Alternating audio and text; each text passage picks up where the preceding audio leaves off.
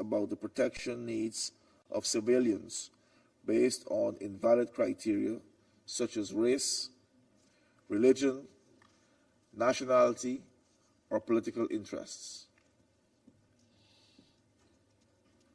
Finally, Ghana considers that the maintenance of international peace and security is a collective endeavor that also involves regional organizations.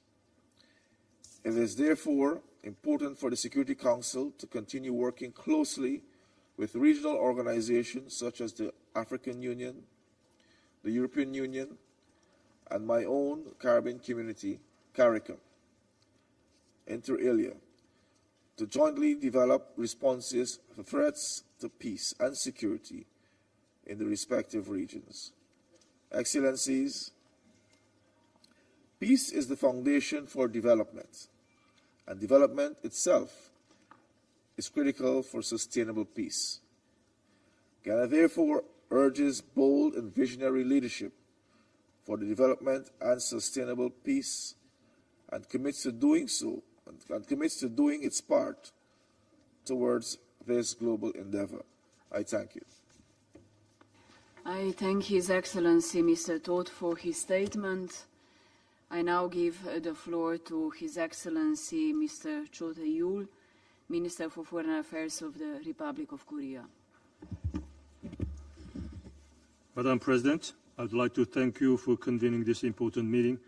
I would also like to thank Secretary General Guterres, ICRC President Edgar, and former President Sirleaf of Liberia for their briefings. Plagued by an unprecedented number of conflicts since World War II, the world now more than ever is calling upon the Security Council to play its entrusted role of maintaining international peace and security. Regrettably, however, recent developments have exposed the limitations of the Council in effectively addressing pressing issues. In the Sudan, the Council has not succeeded in preventing the situation from escalating into the worst possible crisis of internal displacement, exacerbated by looming famine and outbreaks of disease. Regarding Gaza, the Council has yet to take decisive actions, despite the loss of more than 40,000 lives, deepening humanitarian crisis. In the meantime, the Russian Federation, a permanent member of this Council, has waged a war against Ukraine in blatant breach of core principles of the UN Charter and international humanitarian law. Even in the face of mounting civilian casualties, the Council has failed to adopt a single resolution in response to this aggression. Adding to the frustration is the fact that the Russian Federation obtains arms and munitions from North Korea in flagrant violation of multiple Council resolutions while using its veto power to undermine the international non-proliferation regime. We strongly urge Russia and North Korea to comply with the relevant Security Council resolutions, all of which were unanimously adopted in this chamber. Under these challenging circumstances, it is imperative that all members of the UN Security Council guard the principles of the UN Charter in recognition of their broader and greater responsibility for promoting global peace and security. It is usually the most vulnerable, particularly women and children, who bear the brunt of conflict. I call upon all parties to conflicts to comply with international humanitarian law, including the Geneva Conventions. Specifically, attacks on medical and humanitarian personnel must immediately cease, as they disrupt the delivery of life-saving assistance to those most in need. Mr. President, the most effective way to alleviate human suffering is to prevent conflicts in the first place. The Council should strengthen its engagement in the entire peace process with a particular focus on conflict prevention. To this end, it must advance efforts to address the underlying causes of conflicts. Many of today's humanitarian challenges, ranging from poverty and refugee crisis to resource allocation, are interlinked to security and development. Therefore, tackling root causes requires an integrated and coherent approach that links humanitarian assistance and development to peace and security. The Peacebuilding Commission, with its unique role as an advisory body and its convening power to mobilize resources in and out of the UN system, can make significant contributions to the Council's work on conflict prevention. Strengthening cooperation between the UN and regional and sub-regional organizations is also important. With their deep understanding of the root causes of conflicts, these organizations can contribute to the Council's conflict prevention efforts. The Republic of Korea has supported the African Union's efforts in this regard by financing the AU budget for political affairs, peace and security. To support the UN's efforts for conflict prevention and peacekeeping, over the past years, we have also increased our contributions to the Department of Political and Peacebuilding Affairs and Peacebuilding Fund to reach approximately $3.5 million and $8 million, respectively, this year. Mr. President, Madam President, given the conflict dynamics and interests of the permanent members of the Council, the roles of elected members are becoming increasingly important. They facilitate dialogue and bridge the gap between the permanent members by bringing diverse views and perspectives to the table. The Republic of Korea is committed to fulfilling its mandate as an elected member for the 2024 through 25 term and to supporting the Council's efforts to organize a swift and effective response. Elected members are also contributing to the Council's efforts in addressing new and emerging challenges. The Republic of Korea is prioritizing issues such as cybersecurity as well as climate and security. In June, as President of the Council, we hosted an open debate on cybersecurity, paving the way for the Council's effective response to cyber threats.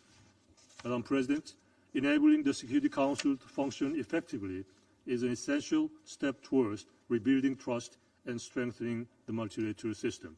The Republic of Korea remains a firm believer in multilateralism and is fully committed to playing a greater role befitting a country of its stature in promoting global peace and prosperity. Thank you very much. I thank His Excellency Mr. Cho for his statement. I now give the floor to His Excellency Mr. Musa Timothy Kava, Minister for Foreign Affairs and International Cooperation of Sierra Leone. Madam President, I wish to thank Slovenia for convening this timely, high-level open debate. Let me also thank the Secretary General, Mr. Antonio Guterres, and the President of the International Committee of Red Cross, Madame Edgar, and Her Excellency, Ms. Ellen Johnson-Sirleaf, member of the Elders and former President of Liberia, for their very useful and insightful presentations. The UN Security Council, entrusted with the primary responsibility for maintaining international peace and security, must lead by example. Today, as we discuss the theme of leadership for peace, united in respect of the UN Charter, in search of a secure future, we must ask ourselves, how did we arrive here, and what steps should we take to restore the peace and stability that people around the world so desperately seek? First, and admittedly, we have to acknowledge that there is a significant erosion of trust in global peace and security discourse. For decades, we have witnessed increasing disregard for the principles enshrined in the UN Charter.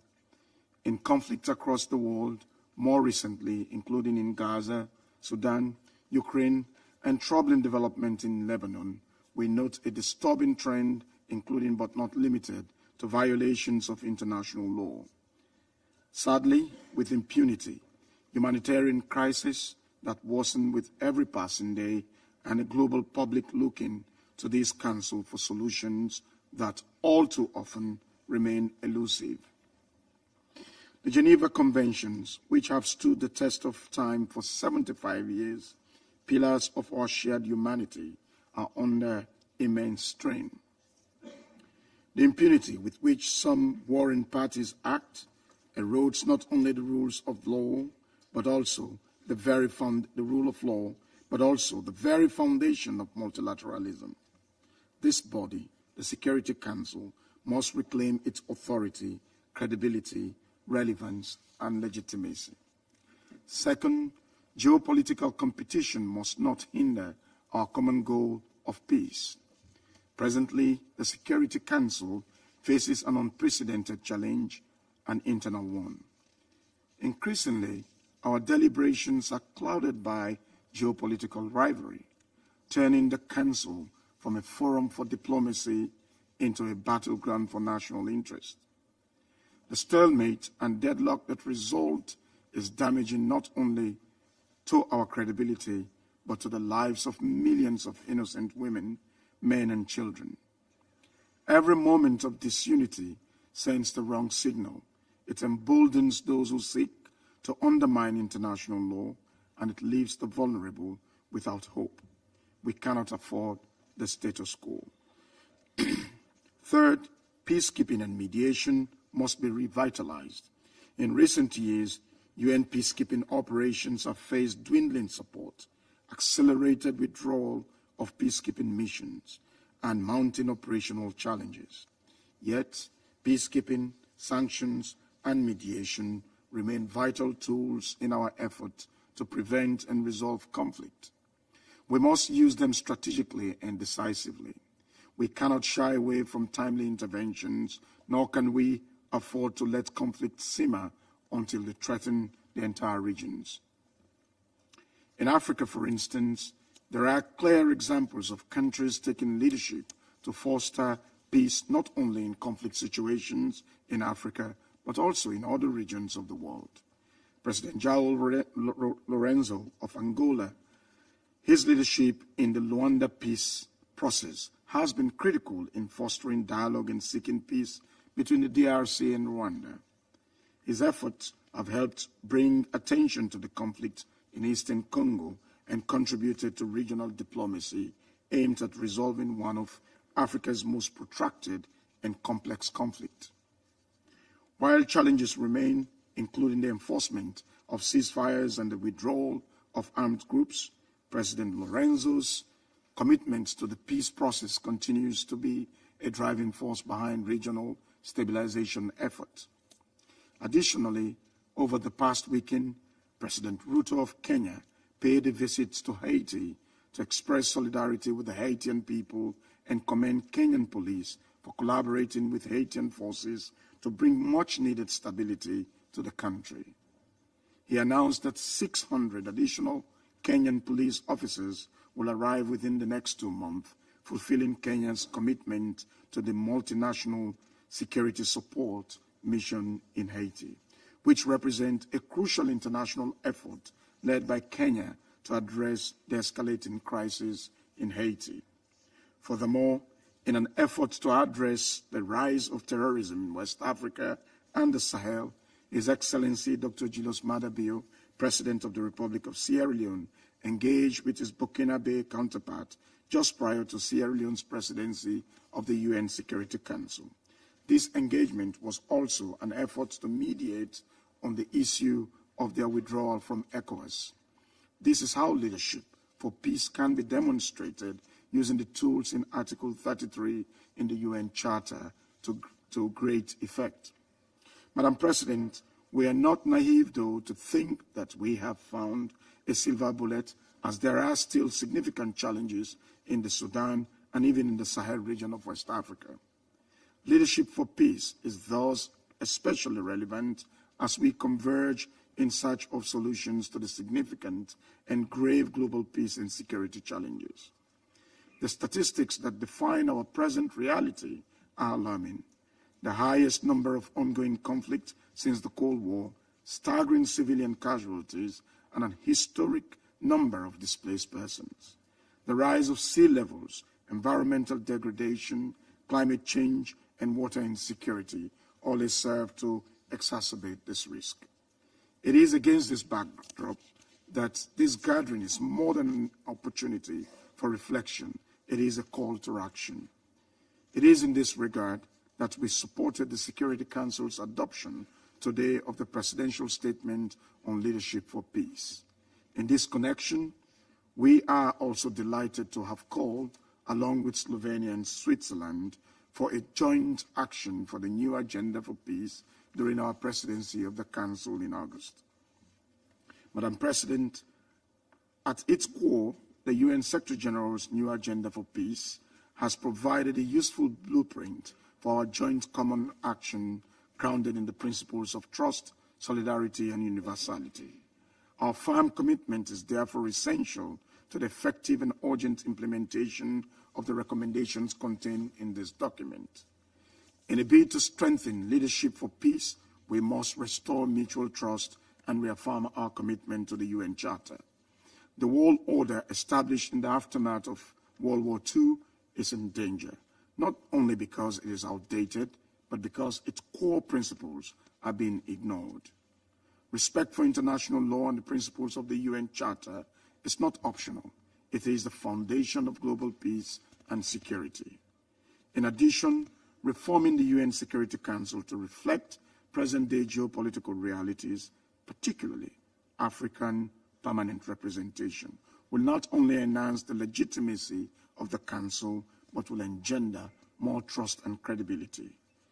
The calls for Security Council reform are long overdue. It is not just a matter of fairness, but a question of justice. To rectify the historical injustice against Africa, we must ensure that Africa has permanent seat on the Council with the full rights and privileges. Only then can we hope for decisions that are truly reflective of our shared interest. Madam President, to build trust, this Council must act with impartiality, ensuring that its decisions are guided by a commitment to uphold international law, human rights, and rules of war. We must also ensure that women and youth, so often excluded from peace processes, are brought into the fold of leadership, negotiation, and decision-making. Furthermore, regional organizations such as African Union must be empowered to reinforce the Council's effort. Conflict is often regional in nature, and solutions must also be regional-oriented. The Council must work closely with regional organizations whose understanding of local dynamics is critical for conflict resolution. Cooperation between the United Nations and these bodies will amplify our collective effort to prevent conflict and sustain peace. The effective implementation of Resolution 2719 on financing for AU-led peace operations is thus very crucial in this regard. In conclusion, Madam President, we must reflect on our collective responsibility. We cannot allow the disregard for international law, the escalation of conflict, and the suffering of civilians to become the status quo. The Security Council has the mandate and the tools to prevent this outcome, but only if we choose unity over division and decisive action over stalemate. Let today be a turning point, a moment when we recommit ourselves to the principles of the UN Charter, restore the credibility of this Council, and work together for a secure and peaceful future. We owe it to the millions who look to us for leadership in these perilous times. I thank you, Madam President. I thank His Excellency Mr. Kaba for his statement. I now give the floor to His Excellency Mr. Manuel Gonçalves, Vice Minister for Foreign Affairs and Cooperation of Mozambique. Madam President, Mozambique warmly welcomes the initiative by Slovenia Presidency to convene this high-level open debate and the theme, maintenance of international peace and security, leadership of peace. We thank His Excellency Ms. Antonio Guterres, Secretary General of the United Nations, Her Excellency Mariana Ega, President of the International Committee of the Red Cross, and Her Excellency Madame Ellen Joffin Salif, Member of Elders and former President of Liberia, for their insightful briefings. Madam President, we are getting today in this chamber, we are faced a world grappling with the unprecedented challenges to peace and security. We are witnessing the highest number of ongoing conflicts since the Cold War, record casualty among civilians, and historic highest of forcibly displaced people. Disregarded of the United Nations Charter, international law, and Security Council resolutions, seen in these conflicts poses a significant challenge to multilateralism and the very foundation of our global order. The signing of a United Nations Charter on 26 June 1945, in aftermath of the Second World War, marked a pivotal moment in interstate relations, fostering mutual cooperation for maintenance of international peace and security. We interpret this foundational purpose as providing member states a forum of cooperative and collective effort to resolve disputes peacefully and to prevent outbreak another world war. The United Nations, as the most representative intergovernmental organization, the expression of multilateralism, bears the critical responsibility for addressing complex global challenges through collective action. Leadership for peace implies that the United Nations members adhere to common objectives founded on the respect of basic norms enshrined in the United Nations Charter and guided by a principle of sovereignty, non-intervention in internal affairs, and pacific settlement of disputes. And diplomacy must remain at the core with consultation, inclusion, and solidarity among member states as primacy tool. Madam President, the theme of today's debate, Leadership for Peace, United in Respect of United Charter and Search of a Secure Future, could not be more timely and crucial. As we mark the 75th anniversary of the Geneva Conventions, we find these cornerstones of international humanitarian law and other severe strain. The erosion of respect of these principles threatens not only our present, but casts a long shadow over our collective future. We are deeply alarmed by catastrophic humanitarian consequences of the wars and conflicts in Gaza, Ukraine, Sudan, DRC, Syria, Somalia, Sahel, and in other regions of the world. We must put a halt to erosion of international humanitarian law's protective power. Parties to conflict must fully comply with these laws, and those who are committing war crime must be held accountable. Elected members of the Security Council can play a crucial role in building bridge of confidence and trust, seeking common grounds, and narrow difference among conflict parties. They are in a well-positioned to propose constructive solution for peace in the current polarized international system. Regional and sub-regional organizations can also complement and reinforce the work of the Security Council as recognized by Article 53 of the United Nations Charter. We anticipate continuing cooperation between the United Nations and the regional and sub-regional organizations in implementing Security Council Resolution 2719 of 2023 on financing of African Union lead peace support operation, which provides framework for enforcement action led by African Union. Madam President, the United Nations Security Council, vested with the primary responsibility for maintaining international peace and security, must rise to meet these challenges. The global public continues to look to this Council for leadership and solution.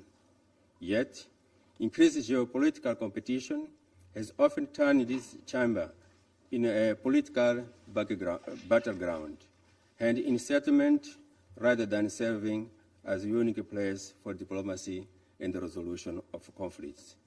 The Security Council's effectiveness depends on its capacity to deliver in the benefit of humanity, on its capacity to adopt decisive and non-ambiguous resolution, presidential statements, press statements that promote positive change and enhance peace and security when and where needed.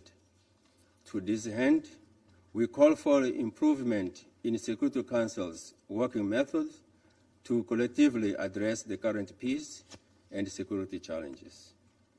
It is imperative that we recommit to the UN Charter and take concrete steps towards mutual respect, trust, and consensus. This includes reinforcing respect for Geneva Conventions and fostering a culture of compliance with international humanitarian law. We should also address ongoing conflicts with renewed vigors and impartiality.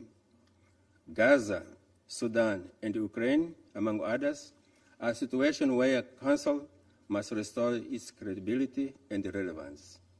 Therefore, Mozambique reiterates its call on the need for Security Council reform, which also takes into consideration the African Common Position based on a Zwini consensus and the sealed declaration. In conclusion, we are on view that the leadership for peace within the United Nations can only be effective if all member states respect and are guided by rules, treaties, principles, and institutions agreed upon and established in the framework of the United Nations Charter. I thank you, Madam President. I thank His Excellency Mr. Gonzalez for his statement. I now give the floor to His Excellency Mr. Jean-Noël Barrot, Minister for Europe and Foreign Affairs of France. Madame la Présidente, je remercie la Slovénie pour l'organisation de ce débat ouvert, ainsi que le secrétaire général des Nations Unies, la présidente du CICR, Madame Mirjana Spolarczyk-Jager et la présidente Ellen Johnson-Sirleaf pour leurs interventions. Il était essentiel de réunir notre Conseil alors que le monde est frappé, fracturé par des conflits majeurs d'une exceptionnelle gravité. Et malheureusement, ils se multiplient. C'est la responsabilité de notre Conseil d'y remédier et il doit faire plus. Cette responsabilité, c'est d'abord celle de faire respecter les règles qui régissent l'ordre international. C'est de faire respecter la Charte des Nations Unies.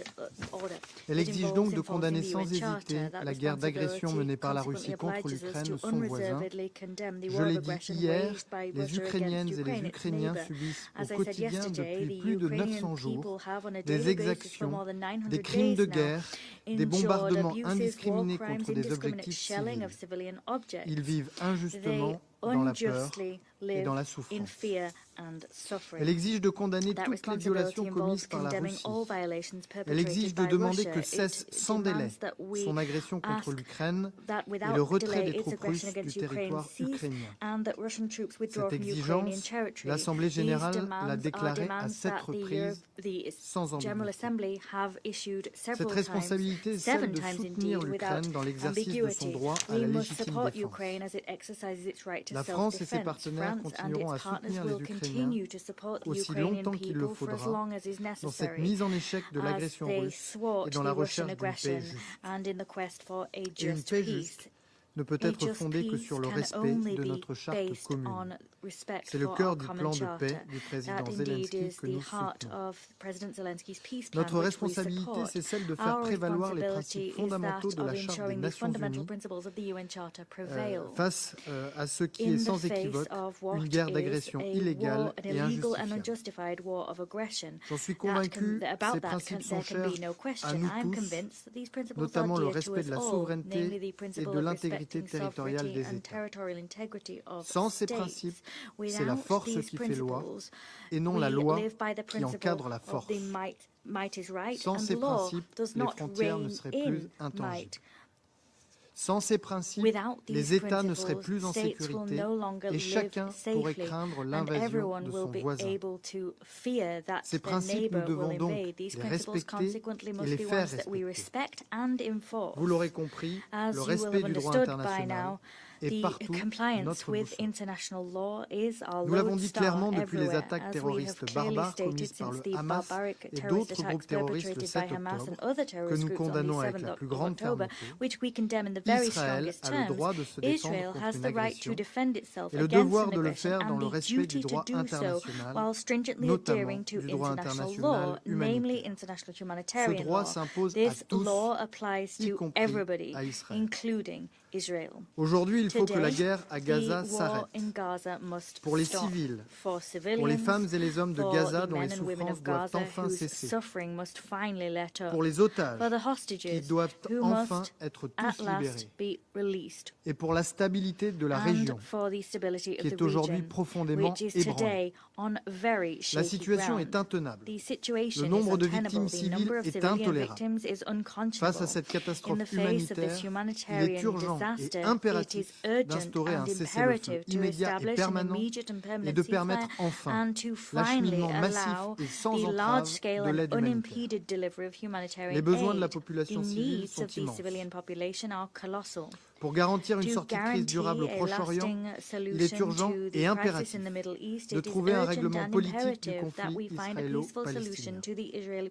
Ce règlement est une solution à deux États. Vous pouvez compter sur la France pour rester à l'initiative en lien avec ses partenaires pour favoriser une relance décisive et irréversible des efforts de paix.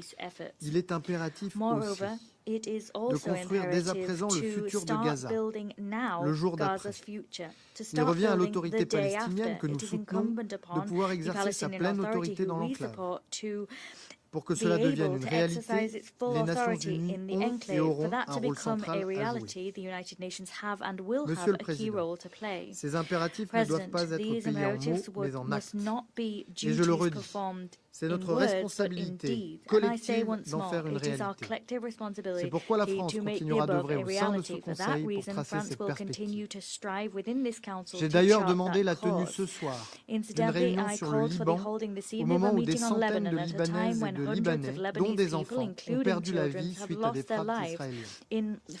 Au moment donc où ce Conseil doit appeler à la désescalade, à éviter un embrasement régional qui n'apporterait que la dévastation. Notre Conseil doit au contraire appeler à la raison, celle qui impose la retenue et la cessation des hostilités, celle qui impose ce qu'il a lui-même depuis si longtemps demandé.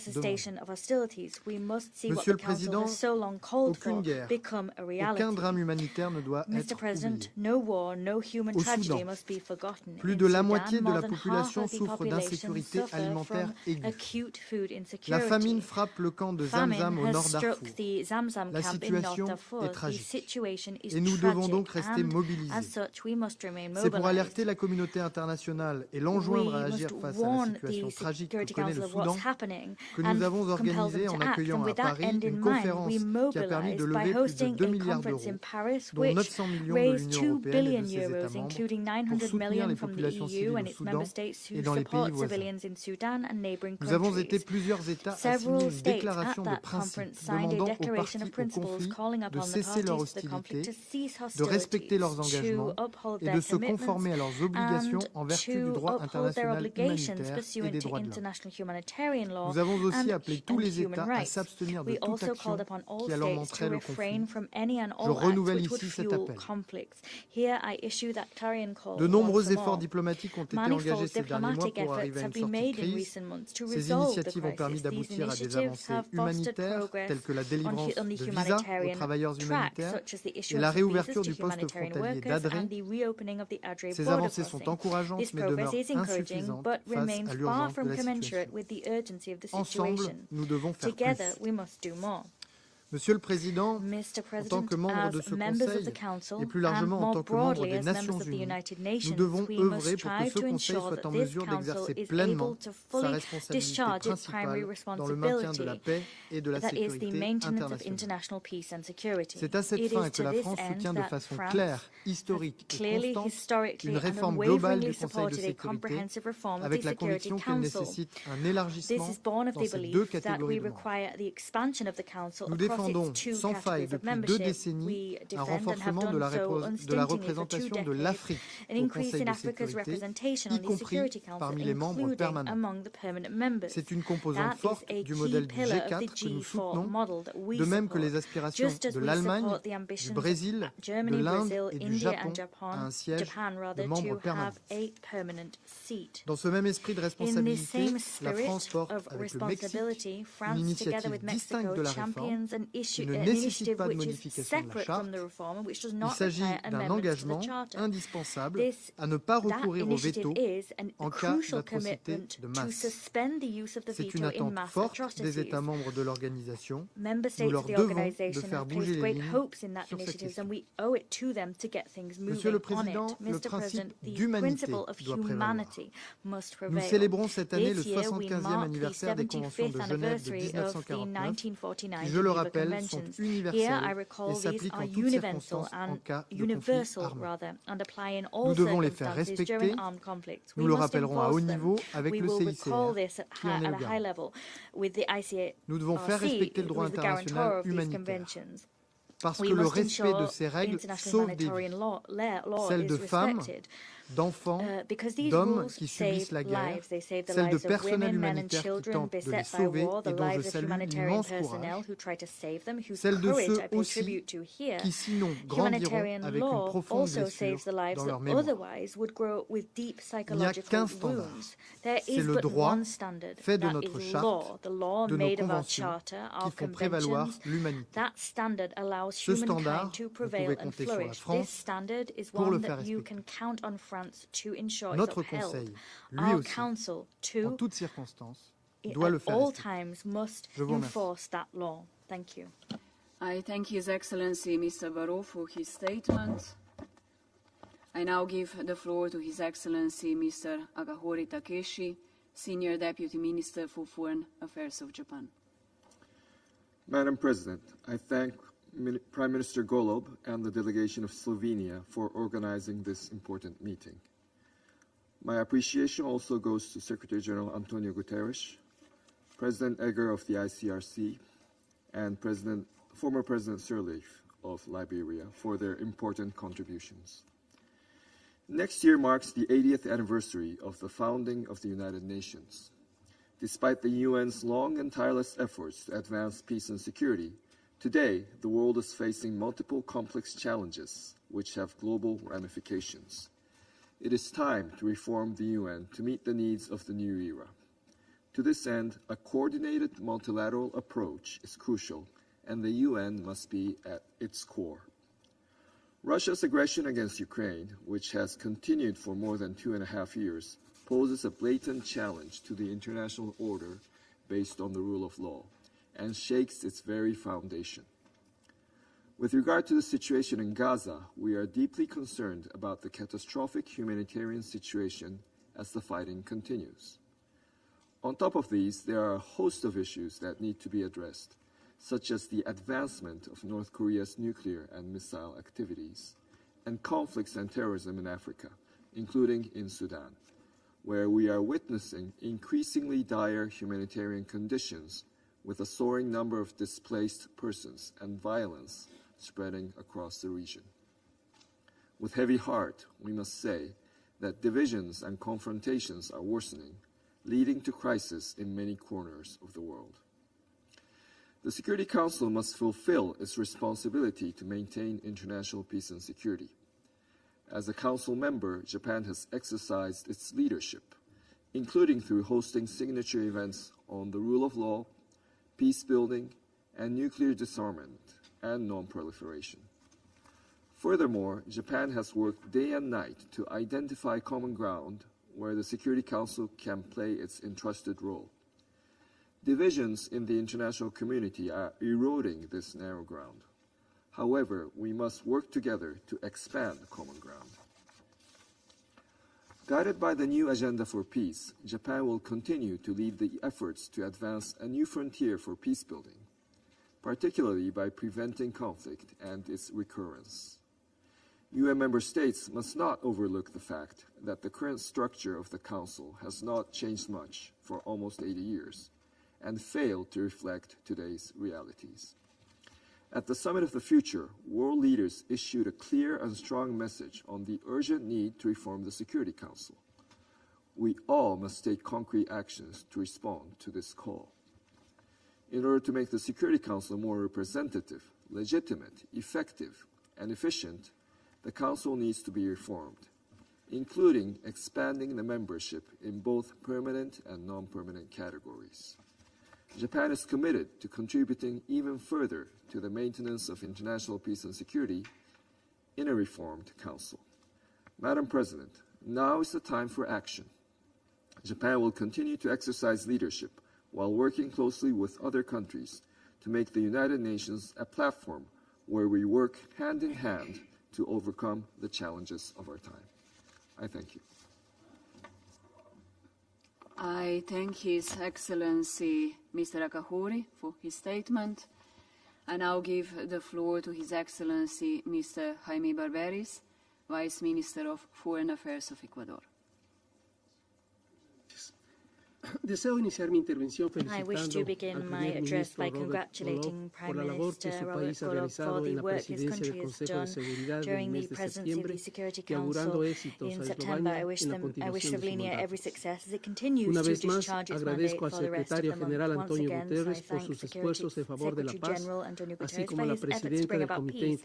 I also thank the President of the ICRC, Ms. Mariana Eger, and Ms. Ellen Johnson-Sirleaf, member of the Elders Group and former President of Liberia. I thank them all for their invaluable briefings. President, at this time of global upheaval and polarization, the United Nations Charter is and must remain the beacon which guides us towards a more peaceful and prosperous world. Principles such as the peaceful resolution of disputes, non-interference, self-determination, sovereign equality of states, and norms regarding the use of force constitute the very cornerstone of international law and a pillar of the peace between peoples.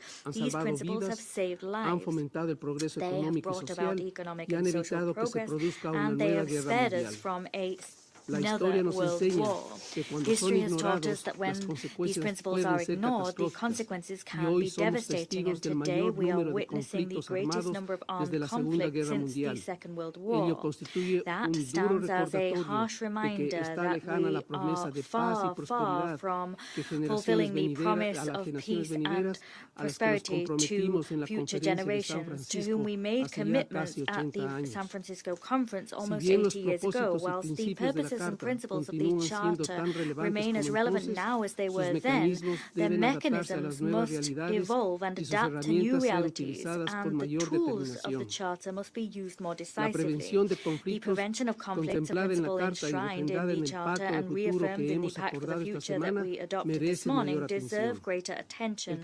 Chapter 6 identifies the instruments for the Pacific settlement of disputes. These avoid the escalation of conflicts when good faith prevails. The Council must make use of the authority bestowed upon it by Article 34 of the Charter to investigate any dispute or any situation likely to endanger international peace and security. The Council must also make use of Article 96, which allows the Council to request the ICJ to give an advisory opinion on any legal question. Ladies and gentlemen, domestic crises can destabilize regions. Consequently, it is entirely logical to have a more dynamic relationship between the Council and regional organizations in accordance with Chapter 8 of the Charter. In view of their membership and remits, these organizations play a fundamental role in conflict prevention. Moreover, putting an end to impunity and avoiding the repetition of atrocity crimes is one of the imperatives to restore trust in the United Nations and in the multilateral system. The Council must play its part, and it doing that involves strengthening cooperation with the ICC. Madam President, to conclude, I will refer to 2 points to which Ecuador attaches particular importance. The first point is the inextricable link between peace and development. We warmly welcome the various initiatives which pursue sustainable development, inclusive prosperity and democracy, fully cognizant of the fact that sustainability in all its forms is closely linked to the peace enjoyed by a nation. In view of these beliefs, we're working in full accordance with the SDGs, and that work has been clear by what we've done on the targets in the so-cherished SDG 16, peace, justice and solid institutions. These targets and goals create synergies and fit hand in glove with all the 125 targets of Agenda 2030. My second point pertains to the growing threat represented by transnational organized crime, which erodes institutions, unravels the very fabric of our democracies and fuels illicit activities, particularly corruption, trafficking in persons, weapons trafficking, trafficking in drugs and illegal mining. As was said by our President Daniel Noboa in the debate organized by my country last December, Ecuador has been affected by a wave of transnational organized crime and attacks by narco-terrorist groups which threaten the rule of law, state authority and border security. Effective, united and bolstered international cooperation is vital to face up to this common enemy, an enemy that has resources which far exceed our own. Madam President, ladies and gentlemen, against a backdrop of grave threats to international peace and security, the privilege of being a member of the Security Council brings with it the lofty responsibility of defending the principles and values of the UN Charter. Disagreements, both present and past, must not stand as an obstacle in facing up to the major conflicts which have humankind hanging by a thread. These include Ukraine, Palestine and Sudan. Ecuador will continue to encourage and support any and all efforts to tackle major threats to international peace and security. Many thanks indeed. I thank His Excellency Mr. Baberis for his statement, and I now give the floor to the representative of the Russian Federation. Спасибо, госпожа председатель. Thank you, Madam President. Уважаемые коллеги, Distinguished дамы и colleagues, господа, ladies and gentlemen. наши сегодняшние дебаты проходят Today's в крайне debate сложный и is ответственный taking для всего place мира in момент. a very complex and pivotal time. Наверное, еще никогда с момента Most Карибского probably кризиса not since the 1962 Cuban года Missile Crisis in наша планета 1962 не has была our так близка planet к глобальному been конфликту, so как close сегодня. to a global conflict as today. У нас есть We однозначный ответ, have как мы an оказались в ambiguous столь опасной answer черте. as to how we ended up in such a Стремясь dangerous сохранить собственное situation. доминирование в мире, By striving США to и их maintain союзники their по own НАТО и dominance ЕС in the world, the все US глубже and its втягиваются в войну allies с Россией through NATO ради and the поддержания на EU плаву further своего drag themselves антироссийского into проекта на war with Украине. Russia in order to keep afloat the anti-Russian project in Ukraine. Первопричина нынешнего кризиса, разумеется, The не root cause of усилия this США crisis, любой of course, ценой is not спасти in the efforts of стремительно the US at банкротящийся any и cost терпящий to поражение на поле боя save режим the Зеленского. decisively bankrupt and battlefield-defeated Zelensky Тем более не regime. в естественном And стремлении it's not in the России natural устранить desire угрозы of Russia безопасности, either to возникшие после eradicate the security threat антиконституционного stemming переворота в Киеве в after the 2014 году. anti-constitutional coup in Kiev in Причины 2014. лежат гораздо The глубже, и reasons мы run все с вами much это прекрасно deeper, and we понимаем. all understand that. Прошедший летом The юбилейный саммит НАТО recent сбросил с коллективного Запада anniversary summit of последние маски NATO saw и the четко collective зафиксировал West's многолетнюю основную mask задачу Альянса finally fall, нанести and России, the clear ядерной державе, establishment of the поражение на поле years-long main боя. aim of the alliance to inflict upon Russia a И, как мы nuclear узнали state, из a defeat рассекреченных on недавно the Госдепартаментом battlefield. США And we all документов, know from задача declassified уничтожения US России, State Department исключения ее documents из that the каких-либо aim схем безопасности и is сотрудничества, to destroy была Russia сформулирована в and to Вашингтоне exclude сразу it from после any распада kind Советского of Союза. security systems and cooperation. And that aim was established in Washington right after the fall of the USSR. Более того, Furthermore, эта задача this приобретает aim новое is taking звучание on a new и более hue конкретное измерение and more стараниями specific сопутствующих dimensions due младоевропейцев, to the efforts of дорвавшихся до the ключевых постов в НАТО xenophobic small Europeans who are getting the plum jobs in NATO and the EU. Вот, например, что говорит о For России, example, this is what is согласованное said недавно of лидерами Russia ЕС by на замену someone who was господина recently Борреля chosen by из the leaders прекрасного of the сада EU Кая to Каллас. replace Цитирую. Mr. Borrell from his beautiful garden, Kaya Kallas. And I quote, Есть много наций, there are которые many different являются частью nations России. which are part of Russia. Если бы If было больше you were to маленьких have more государств, то это smaller не так уж и nations, плохо, it wouldn't be если such a большая bad держава thing станет if the big намного power меньше. were to become much smaller. Как интересно представляют себе в Брюсселе So, перспективы how взаимодействия interesting России с the политиками с prospects are for подобными взглядами. cooperation with Russia, with politicians with such При этом аппетиты views. Североатлантического However, альянса, the appetite полностью of подмявшего под себя NATO Евросоюз that has completely и до brought the окончания EU холодной to войны heel, and even before the end of the Cold исключительно War, как противовес positioned Варшавскому itself договору, solely as a counterweight to России the не Warsaw Pact. ограничиваются. This appetite does not stop just at Russia. Теперь, в том числе на Now, упомянутом inter юбилейном alia саммите в at the Вашингтоне, summit that I mentioned лидеры in стран НАТО Washington, публично the заявили NATO о своих country претензиях leaders на publicly главенствующую have роль не только в proclaimed Евроатлантике, their claims но и в to their leading role Азиатско-Тихоокеанском not only регионе. in the Euro-Atlantic region but also in the Asia-Pacific region as well. Декларируется, что Альянс It is по-прежнему stated that руководствуется NATO задачей is still защиты guided территории by the своих aim to членов. protect the Но для territory of этого, its дескать, members. необходимо But for распространить that, его there's a need доминирование to на весь extend its Евразийский dominance континент to и the прилегающие entire морские Eurasian акватории. continent and the surrounding maritime В этом waters. ряду создание The закрытых альянсов establishment малой of геометрии, closed типа ОКУС alliances, и small различного рода geometry троек, alliances четверок. such as AUKUS and other types of troikas and quartets. Военная there. инфраструктура НАТО NATO's стремительно military продвигается в infrastructure регион is Тихого hell-bent океана on с pushing очевидной целью into the подорвать Pacific осианоцентричную region in архитектуру, order to undermine которая долгие десятилетия выстраивалась на основе ASEAN-centric принципов architecture. For many равноправия, decades, учета that взаимных was интересов и established консенсуса. based on the principles of respect and taking into consideration mutual На interests and замену consensus. созданных вокруг АСЕАН инклюзивных The механизмов US and its США, allies США и seek их to союзники replace the сколачивают inclusive подчиненные им mechanisms закрытые конфронтационные around структуры. ASEAN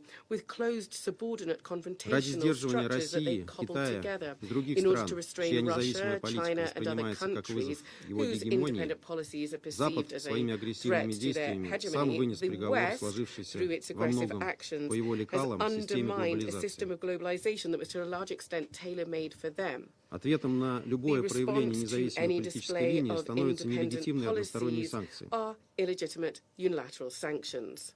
Вашингтон сделал Washington все, has чтобы done everything it подорвать, can to в том числе blow буквально, up, если including вспомнить literally, теракт в if отношении we're северных to потоков, recall the terrorist attack основу against Nord взаимовыгодного Stream, to blow энергетического up the сотрудничества foundations России с Германией for и Европой mutually в целом. beneficial energy В cooperation итоге between Russia Европа and Germany стремительно and Europe утрачивает as a whole. самостоятельный вес Ultimately, и Europe скатывается к роли экономического и promptly политического loses карлика, its зависимого от любой independent прихоти clout американского and slips сюзерена. into the role of an economic and political lightweight.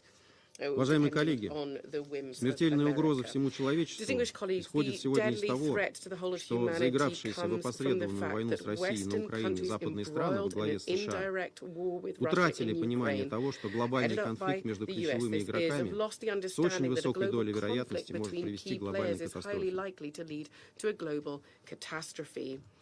Живущие по-прежнему в сложившейся по итогам Второй мировой войны Ялтинско-Потсдамской системе международных отношений западной элиты отошли от принципов реальной политики, основанных на национальных интересах и неделимой безопасности. Она предполагает, что укрепление безопасности одного государства не должно подрывать безопасность другого.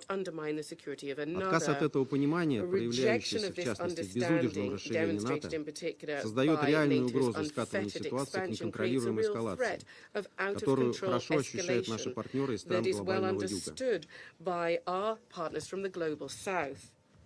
Стараниями Вашингтона и его сателлитов практически полностью разрушена система глобальных сдержек и противовесов, основополагающих договоренности в сфере контроля над вооружениями.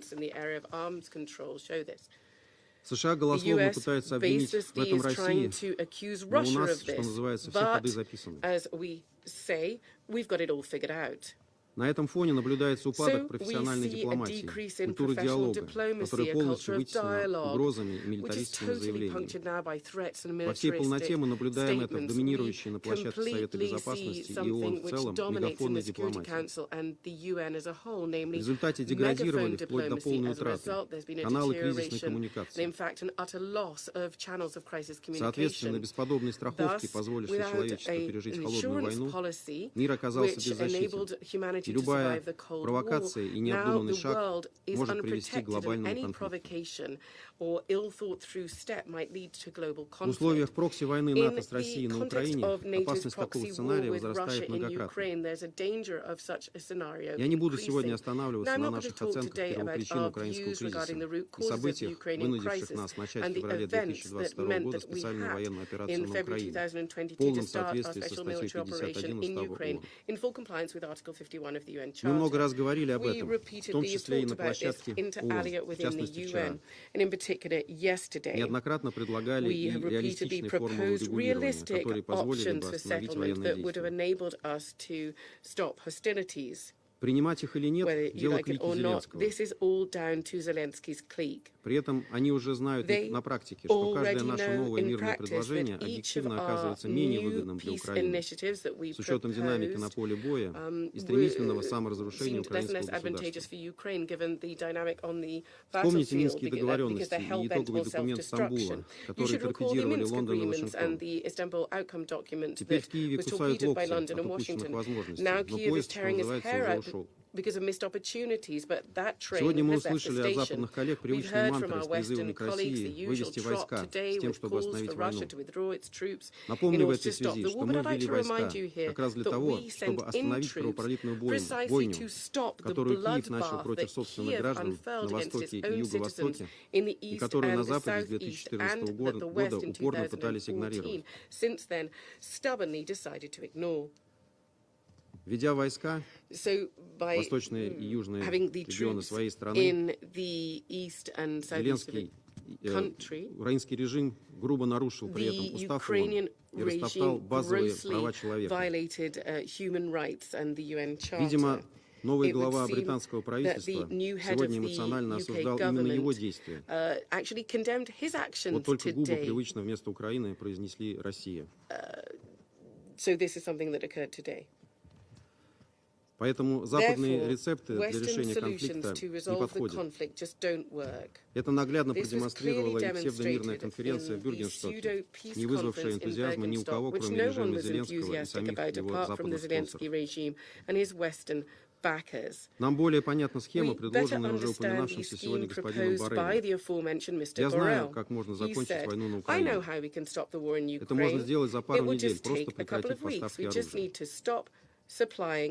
Но при этом сам же главный европейский дипломат оговаривается, что победы России Запад любой ценой не должен допустить. Этот же постулат прописывается в документах Вашингтонского саммита НАТО.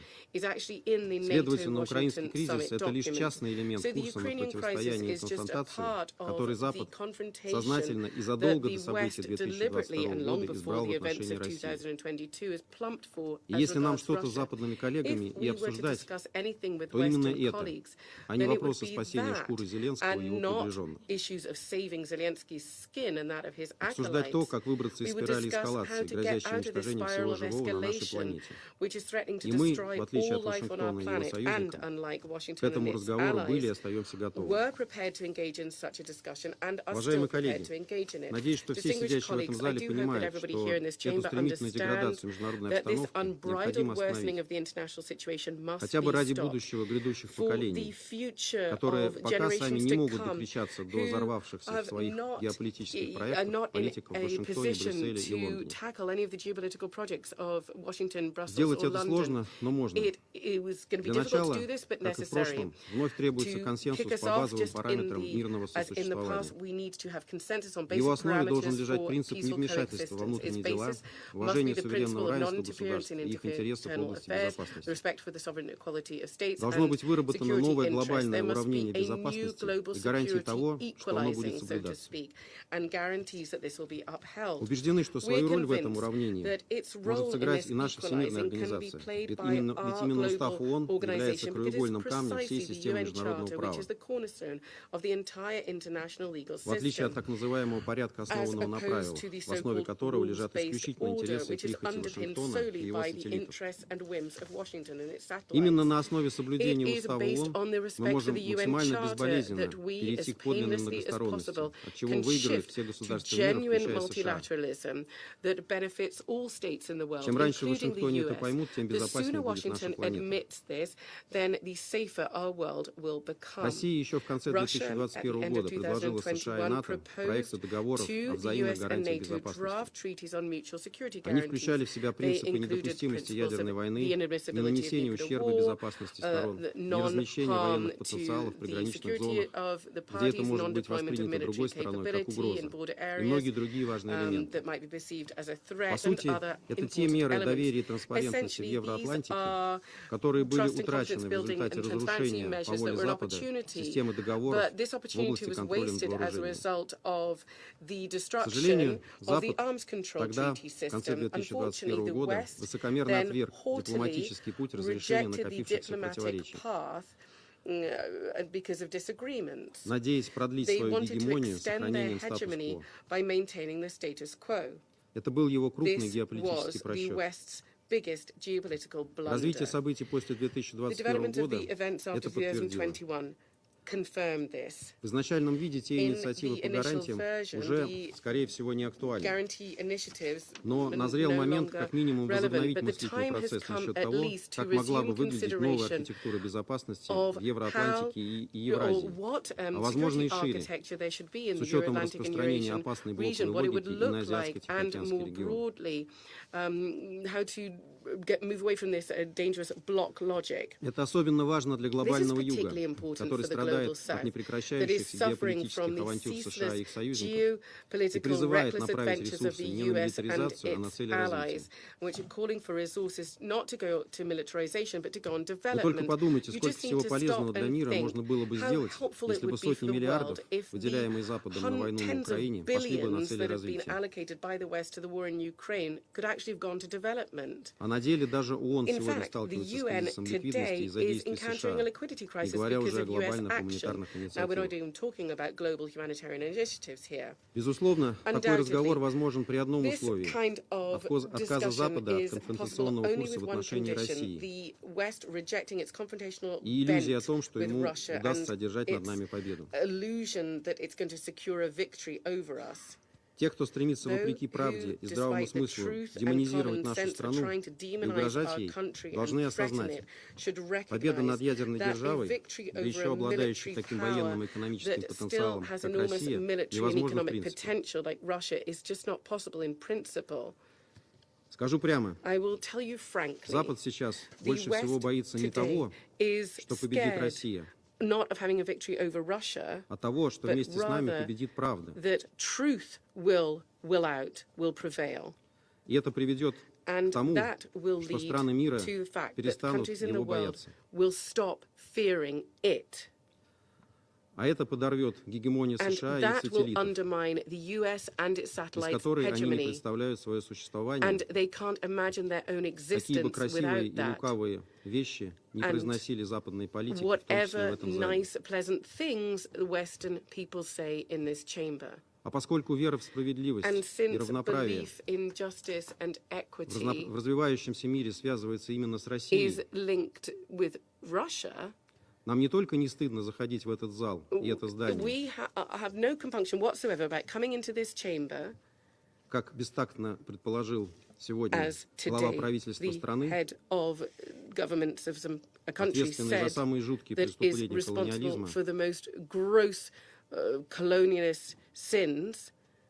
и за большинство кризисов на повестке дня ООН.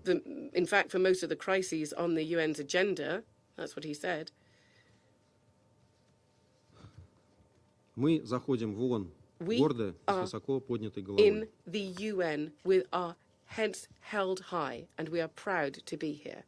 Госпожа председатель, в заключение хотел бы подчеркнуть, что правда обязательно победит. И мы ей в этом поможем. Начавшиеся в мире процессы уже необратимы. Поэтому мы призываем наших западных коллег не пытаться их сдерживать,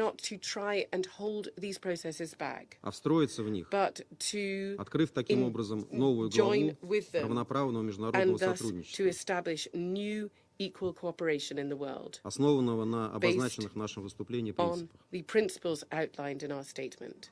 Позитивной альтернативы A этому positive сценарию для нас alternative всех to this сегодня попросту scenario не существует. just quite simply does not exist today. Хочется верить, We want что у to западных believe государств that еще Western остался здравый states смысл still и have enough инстинкт common самосохранения, sense and the instinct for которые помогут self-preservation им как that можно would быстрее help это them осознать. as quickly as possible to recognize that. Благодарю за внимание. Thank you very much.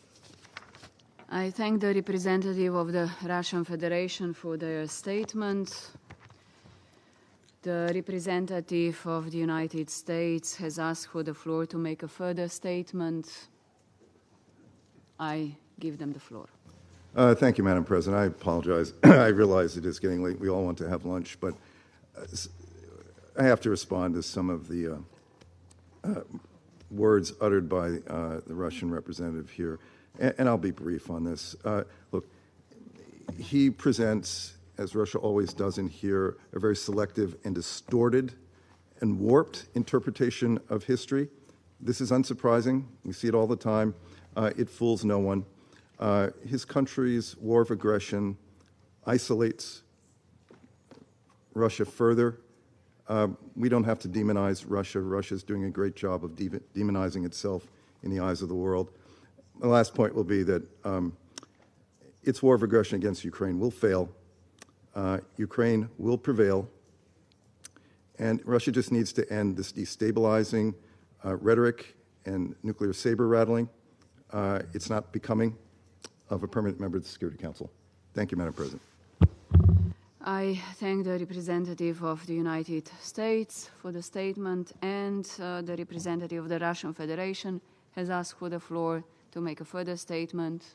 I give them the floor. Господин председатель, я прошу Madam President, прощения I за do моего американского apologize коллегу, for my American который colleague пытался испортить ваши is дебаты. trying Обычно у нас не to принято spoil обмен your репликами в такой discussions. We ситуации. normally don't Но, have конечно these же, я не kinds of могу не responses, but оставить of без course внимания I cannot его fail слова. to respond to his Тем более words. удивительно, что In эти слова particular, it's произнесены astonishing that these words were представителем spoken государства, by a representative которое of a ответственно state за who is responsible подавляющее количество for the overwhelming агрессий, majority кризисов, of acts of свержения aggressions режимов and демократических, crises and нарушений toppling of прав democratic человека в 20 regimes и and 21 violations of human rights in the 21st Для этого century.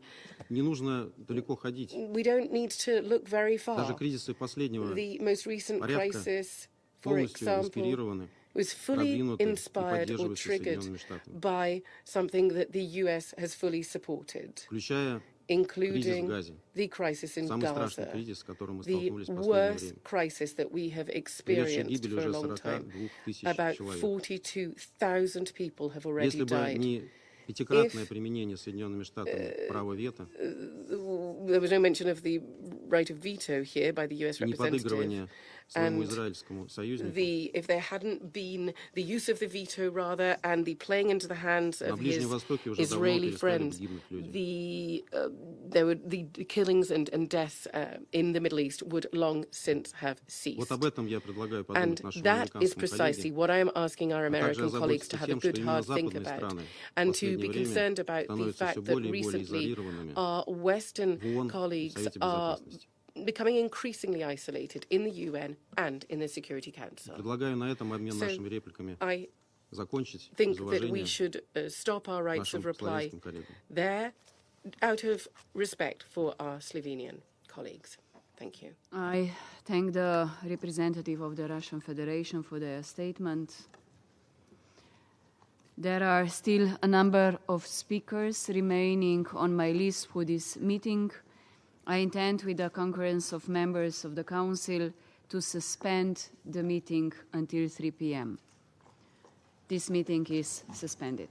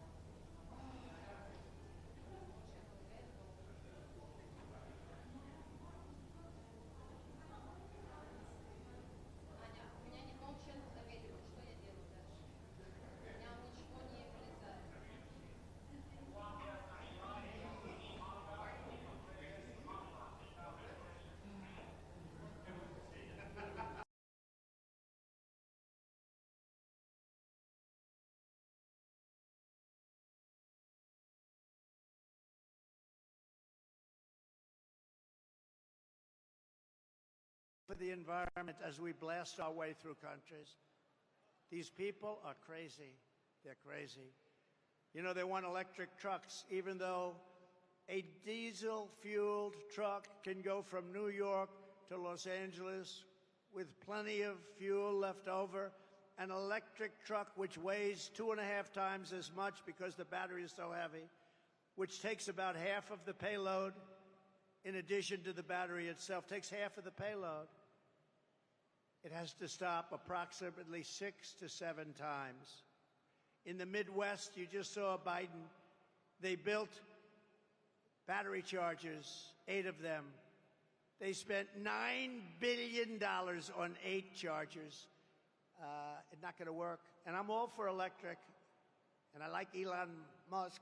Elon gave me a tremendous endorsement, a very heartfelt endorsement. He feels that if I'm not elected, this country is finished. And he makes a great car, Tesla. He makes a great, great car. But you know what? If people want a Tesla, I think it's great. But they also want to have gasoline-powered cars, which is an advantage for our country because we have more gasoline than any place else. We have more liquid gold under our feet than any place else. If they want a hybrid, and nobody understands that better than Elon Musk, and he makes a great product, but not everybody wants that. They want to have choice. These people want you to go all electric within a very short period of time. Will never work. It'll never be accepted, and it's not being accepted. I will terminate that mandate on day one. Look at the war in Ukraine, and I think it's something we have to have a quick discussion about because the president of Ukraine is in our country, and he's making little nasty aspersions toward your favorite president, me. But take a look at the war happening right now in Ukraine. It would have never happened if I were president to start off with. And there didn't even have to be a settlement. It wouldn't have happened, period. Russia wouldn't have gone in. I spoke to Putin about it a lot.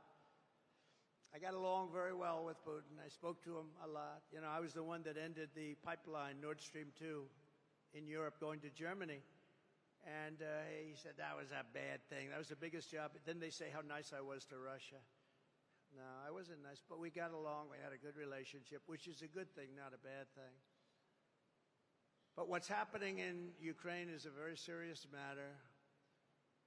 Let's say we did settle, and a deal would have been made with Russia years ago, 3 years ago, before it all began. And we could have made a deal easily. Could have made it easily. If we had a president who was intelligent, we could have made a deal easily. But what do you have left now, right? 3 years of horrible fighting. The country is absolutely obliterated. Millions and millions of people, including all of these great soldiers, they're dead. Those gorgeous buildings with golden towers are demolished and laying broken on their side. And you'll never see that kind of a town or city again. Can never be duplicated. They're all demolished other than Kiev. You'll never be able to rebuild the cities or towns the way they are. Impossible to do. They were thousands of years old. And just think about it. Just 3 years ago, you had a beautiful civilization. Millions of people that were living that are now not with us any longer. Magnificent towns and cities that were so beautiful could never be reconstructed, other than Kiev, which is actually starting to be hit right now. He wanted to save that. Most of the country is gone. The heritage is gone. So many people are dead. Many people have left for Poland, for Hungary, and for other places, never to return. And that includes many, many Russian soldiers are dead. A deal could have been made. There wouldn't have been one person that died, and there wouldn't have been one golden tower laying shattered on its side. A deal could have been made if we had a competent president instead of a president that egged it all on. And Biden and Kamala allowed this to happen by feeding Zelensky money and munitions like no country has ever seen before. Every time he came to our country, he'd walk away with $60 billion. He's probably the greatest salesman on earth. They're using young children and old men because their soldiers are dying and other things are happening to them that we won't even discuss. So many are badly injured. And what do you have? What deal can we make? What deal can we make? It's demolished. The people are dead. The country is in rubble. And who are these people that allowed this to happen? Who are these people? I said, don't let it happen. This never happened in my 4 years. I told President Putin, you're not going to do it. He would never have done it. They started to form after I left. And I actually thought they were forming as a negotiating tactic for Putin. I thought it was a negotiation. But through a lot of bad statements and stupid statements, he went in. And he's no angel. It's all such a horror. Biden and Harris caused this situation by the stupidity of what they said, by every move they make. But they caused the situation, and now they're locked in. They're locked in. I watched this poor guy yesterday at the United Nations. He didn't know what he was saying. They just don't know what to do. They're locked into a situation. It's sad. They just don't know what to do. Because Ukraine is gone. It's not Ukraine anymore. You can never replace those cities and towns, and you can never replace the dead people, so many dead people. Any deal, even the worst deal, would have been better than what we have right now. If they made a bad deal, it would have been much better. They would have given up a little bit, and everybody would be living, and every building would be built, and every tower would be aging for another 2,000 years. And it will only get worse with these people. With Kamala she doesn't know what she's doing. More people will die. More cities will fall. The ones that fell will continue to receive more and more bombs. They'll be broken up asunder, worse than they are right now. Nothing is standing. The crops are dying. There's really nothing for the Ukrainian people to move back to. And it didn't need to happen. Those buildings are down. Those cities are gone. They're gone. And we continue to give billions of dollars to a man who refuses to make a deal, Zelensky. There was no deal that he could have made that wouldn't have been better than the situation you have right now. You have a country that has been obliterated, not possible to be rebuilt. It'll take hundreds of years to rebuild it. There's not enough money to rebuild it if the whole world got together. They're not going to be satisfied until they send American kids over to Ukraine, and that's what they're trying to do. And the moms and dads of America don't want their kids fighting Ukraine and Russia. And we're not going to have our soldiers die across the ocean.